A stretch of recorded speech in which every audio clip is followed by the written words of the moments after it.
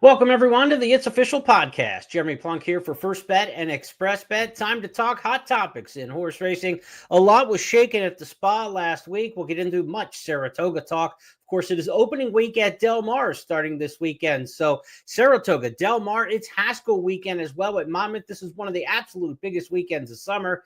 Let's take a look back at what we saw, though, in the last 7 days of horse racing. And we start things off each and every week here in 2025 with the Goosebump Award.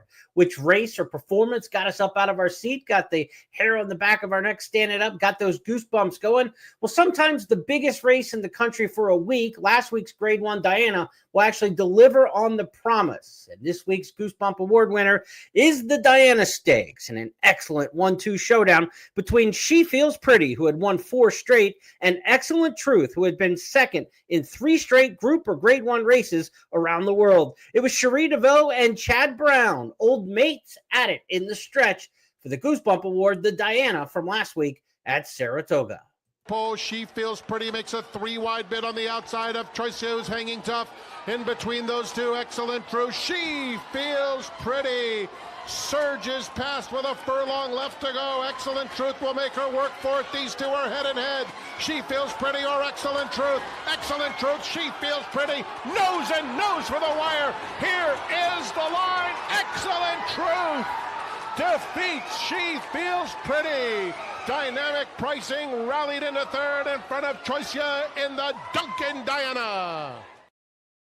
Fabulous performance there, and you got the big race out of the big runners in there. Dynamic pricing maybe figured the stronger of the Chad Brown entries when the entries came out, but it was Excellent Truth. It was just kind of risen up through the ranks here. This mare now gives Chad Brown his 10th win in the Diana, building on his record, the 9th time in the last 10 years that Chad Brown had won the Diana Stakes.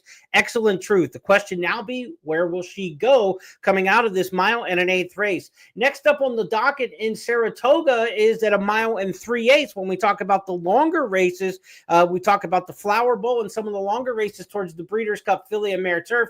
Chad Brown has been adamant about not wanting to run 11 furlongs around 3 turns with some of his horses for the Breeders' Cup, and Excellent Truth would fit into that mold. So Brown's a little bit up in the air what to do next with Excellent Truth. As for She Feels Pretty, Cherie DeVoe has said that they will look at the Flower Bowl next at Saratoga. We probably won't see the rematch there. Again, with the distance and the configuration and how quickly some of these races and horses have to run back to the Flower Bowl Stakes. So they're trying to avoid some of the racing at Kentucky Downs in September by moving some of the races up a little bit earlier in the Saratoga meet. That means you got a little bit less rest, obviously, between a race like the Diana and the Flower Bowl later in the season. She Feels Pretty, though. We expect to see her back at the spot. As for Excellent Truth, not sure where she ends up next. Maybe to Keeneland in the fall, and they can keep her at a mile there at Keeneland would be interesting placement for her. But Excellent Truth got her first Grade 1 here in the U.S., and it was our Goosebump Award. Another fantastic ride from Flavien Prat. Does anybody ride the big stakes races any better than Flavien Prat? I say not at this point in his career. Certainly Jose Ortiz having a dream season this year. Irad Ortiz always strong, and especially at the spa. But Flavien Prat, boy, you get into a stretch duel. It was Velasquez on She Feels Pretty. Prat on the winner there, Excellent Truth. And when you've got Prat in your camp in these tight finishes, especially on the grass, you certainly feel better about it. Goosebump Award. The Diana goes to Excellent Truth, and She Feels Pretty in a great throwdown.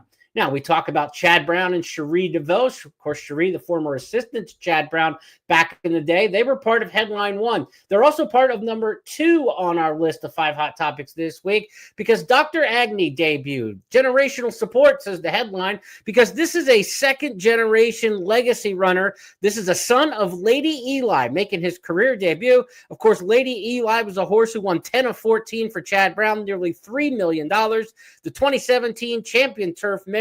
She came back from near-death experience to come back to the highest level of racing. She was one of the most popular runners of the mid-2015s, and Lady Eli, her son, Dr. Agnew, came to the races for the first time. The race got washed off the turf this weekend. They stayed on the main track because he had trained so well on the dirt. Let's watch this one. Not a dry eye in the place. At the quarter pole, Dr. Agnew is starting to pick up some ground in 4th. The half mile for this front-running jet-off at the top of the stretch with a 2-length lead. On the outside, Orbit is still chasing in second, and Dr. Agnew is firing big. Here's Dr. Agnew out in the center of the track. Epic Desire, 16th pole. Dr. Agnew or Epic Desire. Dr. Agnew in front. Dr. Agnew, Lady Eli's son, wins it at first asking. What a performance. Epic Desire second, Orbit third, A Million Dreams fourth, an emotional conclusion to the sixth at Saratoga. Dr. Agnew, certainly a very emotional victory there. The screaming you heard down the stretch, I think, might have been Cherie DeVoe from the rail that was being picked up on the track mic. Just a performance that you have to love to see. In all the sourness we have and all the negativity we have, not only in the world, but in the racing game at times, sometimes something good happens and it just makes you feel really good. Dr. Agnew was named for the veterinarian who treated Lady Eli and got her through all of her difficult times. Of course, Dr. Robert Agnew passed away in 2015, killed in a bicycling accident. Certainly a bittersweet situation with his wife bringing the horse in winner's circle and celebrating with the connections of Dr. Agnew here. This is one of those generational support we talk about for not only the horse and the dam and the performer here, but also the people involved. And 2 generations of working with this horse and Cherie DeVoe and in different generations of her career as an assistant for Chad with Lady Eli, and now as the trainer of record of Dr. Agnew. This was really, really a heartwarming performance here. And like I said, not a dry eye in the place at Saratoga watching Dr. Agnew break the maiden over the past weekend. Now, this 2-year-old colt is going to head back to the turf, according to Cherie DeVoe. She said after the race that they're headed to the With Anticipation Stakes 2-year-old turf route race coming up later in the meet at Saratoga. That's slated for August the 28th. Maybe Breeders' Cup Juvenile Turf. We could see Dr. Agnew later on. Hey, if another race gets washed off the turf and he runs that well on the dirt again next time, maybe we're looking at a horse who will have a star-studded career on the dirt and maybe a Derby horse for next year. Anytime you have a good 2-year-old colt on the main track at Saratoga, you get excited for the classics next year. But it looks like Dr. Agnew, obviously, like mother, like son, will head to a turf career, and rightly so, based on the pedigree. This is Dr. Agnew is by Into Mischief, a very versatile sire, so maybe got some of that dirt ability from the top of the pedigree. Dr. Agnew, generational support, our second topic this week on It's Official. Let's go to our third topic this week on the program, and we are talking about the Spa. Saratoga's opening weekend has come and gone. Week number 2 begins on Wednesday with a 5-day racing week. And the question is there too much Spa or was there too much rain last week? Certainly, there were some performance numbers in terms of the handle, the attendance, the racing at Saratoga this past weekend that didn't live up to what we're used to seeing on opening weekend at Saratoga. But this was a unique situation this year, obviously, because it was basically the third opening week at Saratoga. Like we had last year, there was a Belmont Stakes Racing Festival in June around the Belmont Stakes, of course, at the Spa. That takes away a little bit of the sizzle for the beginning of the meet at Saratoga because it hasn't been like a year since they've run at the Spa. So it might keep some of the locals away. Now, you take a look at what they did then this year by adding a July 4th racing festival a week ago before opening day.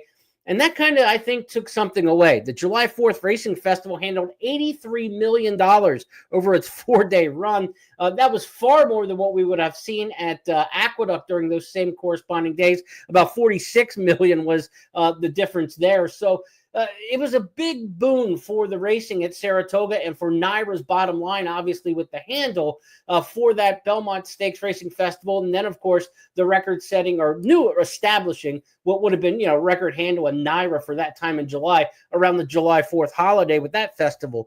But there was going to be a little bit of a payoff at some point in running too much at Saratoga and taking away a little bit of the luster. That certainly happened here opening week at Saratoga. Let's take a look at the numbers of the opening of the Saratoga Summer Meet. And, I think this is something that we've got to consider moving forward. Total handle was down 30% at Saratoga during the opening week. Now, there was a lot of rain. Races got taken off the turf. There were only 8 races on the turf out of 21 carded. So 13 races came off the turf last week. Last year in 2024, they ran 16 turf races during the same week opening at Saratoga. So number of turf races were down 50%.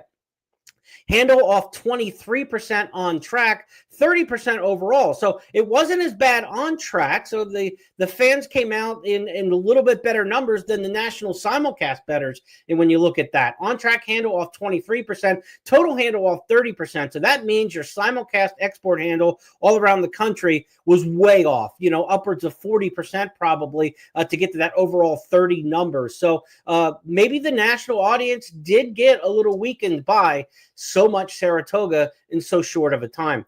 Total number of starters were down 22% year over year. So there is some field size indicator to this. But again, total number of starters down 22%, resulting in a 30% decrease in handle. I don't think it can all be blamed on the races coming off the turf. And I don't think it can all be blamed on field size. I think there's a little bit to be seen here and to blame here on too many days at Saratoga. I think they're going to run 49 days overall at the spa before we get to the end of the meet. Now, this week is going to be a decent week at Saratoga. We'll talk about some of the races coming up there in the sprint ranks. We've got a really good sprint race, the Vanderbilt, coming up this weekend. But this isn't the big weekend at Saratoga. It's almost not, you don't defer to Monmouth on Saturday with Haskell Day, but it's not a major marquee Saturday at Saratoga this weekend. So where do they get that handle back? I don't think it's going to come necessarily this week. And again, with turf scheduling, 50% of the races I've seen in the entry so far for this coming second week of the meet are on the turf. So they better get good weather at Saratoga if they're going to make any dent back into that lost handle number for sure. I think the week that we're really going to have to keep an eye on Saratoga on whether or not it's a declining meet or whether or not it was situational with the bad weather, and a bounce back will be not this Saturday, but the following Saturday when it's Jim Dandy Day, a huge card planned there. And on Jim Dandy Day, we're going to have the Derby and Belmont winner in Sovereignty expected to go. Baez is expected for that race. Should be a fantastic edition of the and you get Sandman in there as well, a very popular horse.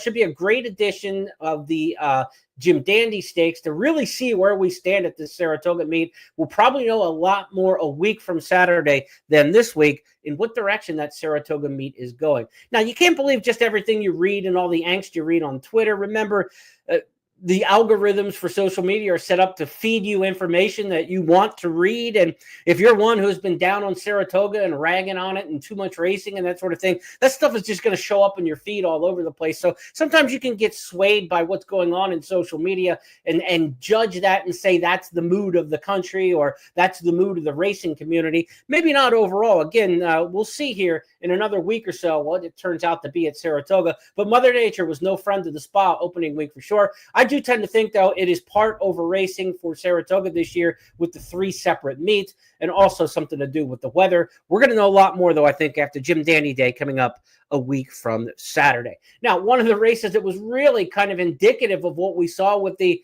uninspiring betting races sometimes that came along at Saratoga over the past week with the scratches and everything.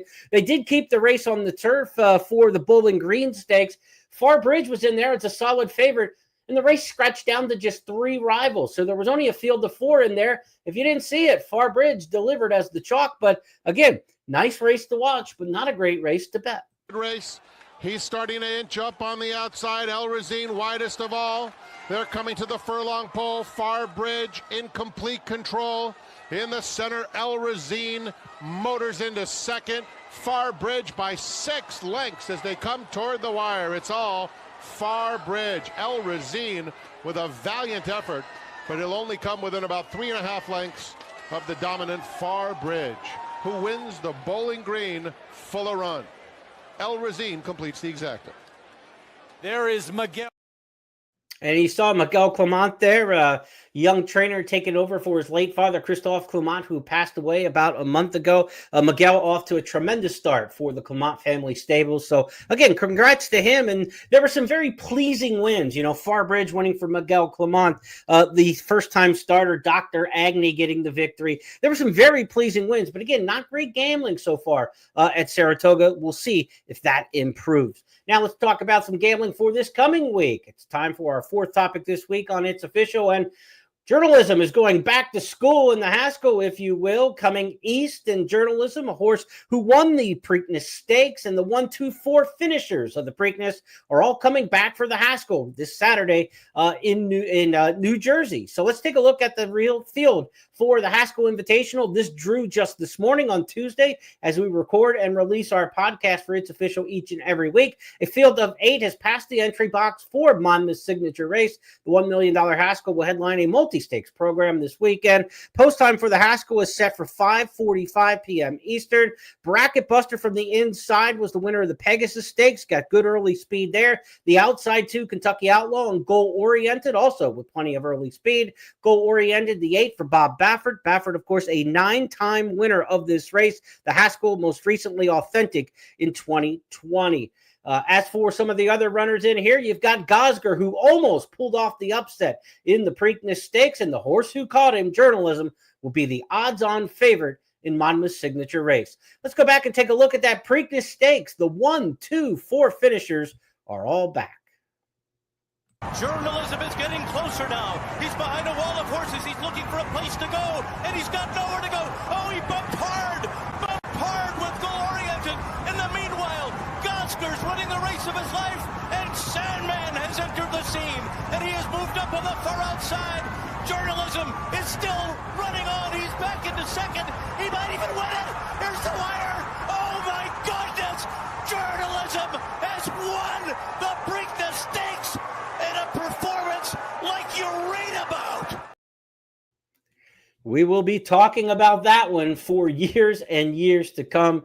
Journalism in the rematch. Can he catch Gosger over what is usually a speed-favoring racetrack at Monmouth Park on Haskell Day? It'll be fast for sure. But again, there seems to be enough pace in here for a horse like Journalism. He's not an out-the-back closer, but he certainly doesn't want to be up knocking heads with the early speed. Expect Bracket Buster, Kentucky Outlaw, Goal-Oriented, all to show some speed in there. Burnham Square, a horse, obviously, that we're very familiar with. A horse who won the Bluegrass Stakes, ran well in the Kentucky Derby, top 5-6 finish in the Derby, and then since has run second in the Matt Wynn Stakes at Churchill Downs. Most of these horses coming off defeats, but coming off pretty decent efforts last time out. Bracket Buster, the only last out winner, showing up in the Haskell Stakes. Now, again, you've got veterans of the Triple Crown Series, and they're obviously going to take a lot of attention, but you also have some lightly raced horses in there. Goal Oriented's only had a couple of starts. He's going for his 4th career start. Gosker's only run the 4 times. He'll run for the 5th start.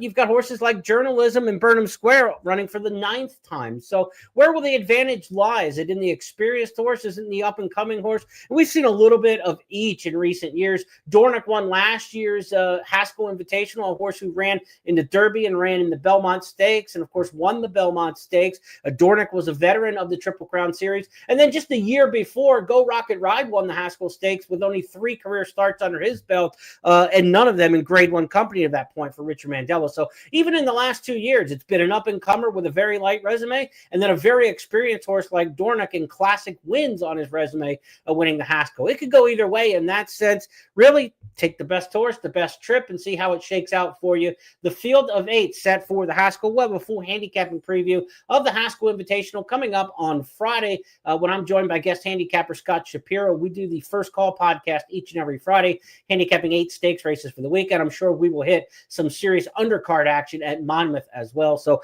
Haskell Invitational coming up this Saturday. Again, 1-2-4 finishers out of the Preakness Stakes in a rematch. You can't beat that. And some up-and-comers as well. Journalism, one of my favorite horses, though, of the last few years. Can't wait to see him back in action.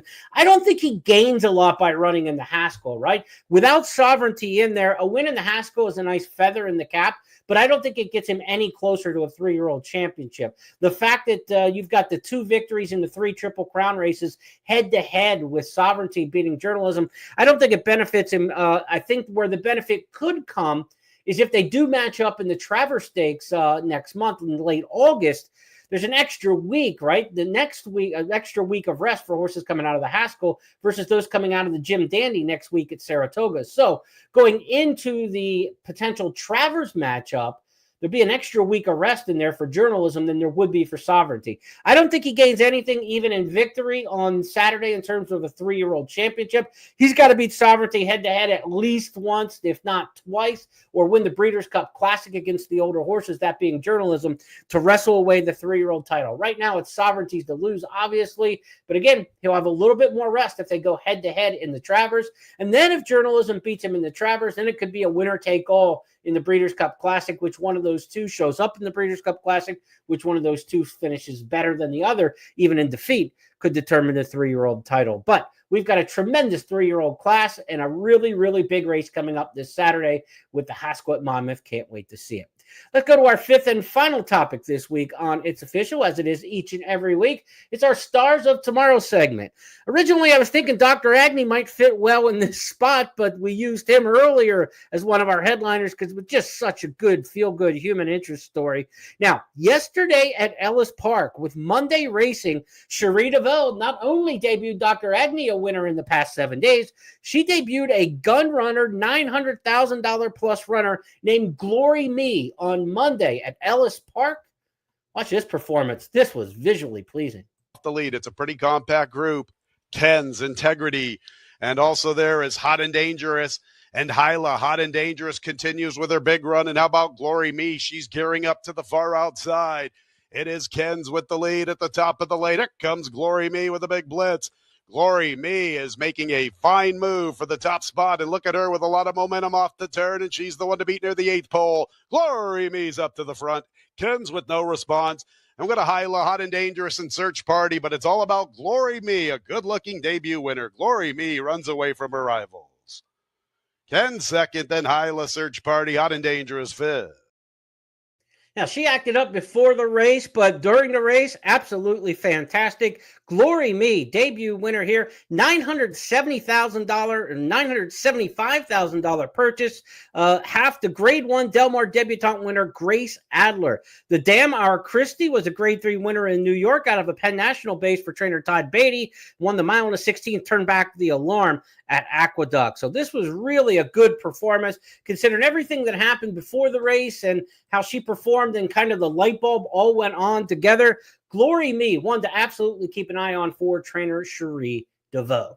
Let's go now and review the topics this week on It's Official. 5 of them up, 5 of them down. We started off with this week's Goosebump Award. It was the 1-2 finish in the Diana. An excellent performance as Chad Brown got his 10th win in this race, 9th in the last 10 years, when Excellent Truth outfought She Feels Pretty to the wire. Our generational support for Dr. Agnew showed how just emotional a victory it was at Saratoga for the first-time starter who was out of the great mare, Lady Eli. Cherie DeVille may have lost the first in our Goosebump Award. She got her topic number 2 the right way in her camp and in her win column with Dr. Agnew. Really, really inspiring performance.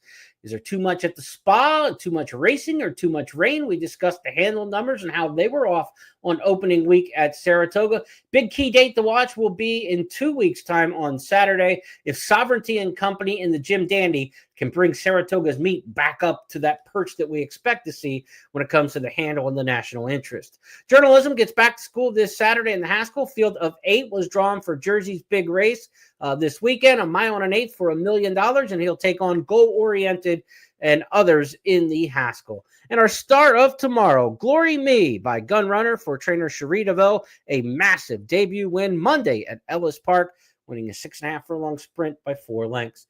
Those 5 topics are now official because Jeff Siegel and I say so. That's the way we play the game. And we'll re-rack it and do it with 5 new topics coming up next week. And we'll have a ton to review. Haskell in the rearview mirror. Opening weekend at Del Mar will be in the rearview mirror. And, of course, week 2 at Saratoga with a great sprint race in the Vanderbilt coming up this weekend will also be part of our review. I want to send out our best wishes to our good friend and podcast co-host Jeff Siegel. Wish him continued speedy recovery and look forward to having him back on the podcast as soon as we can. On behalf of everybody with First Bet and Express Bet, have a great week, everybody. I'll see you on Friday when we handicap races in the First Call podcast.